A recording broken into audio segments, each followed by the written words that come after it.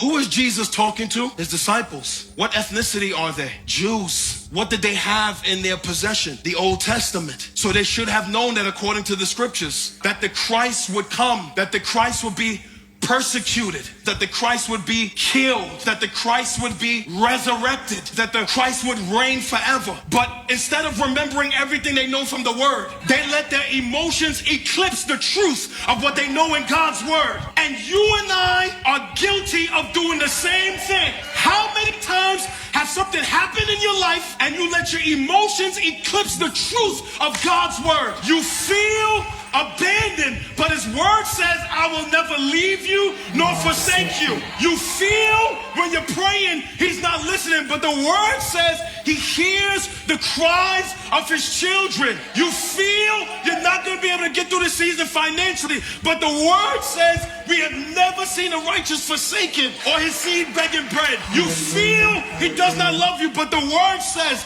that while you was yet a sinner, Christ demonstrated His love by dying for you. You feel, but the Word says. You feel, but the Word says. You feel, but the Word says. You feel, but the Word says.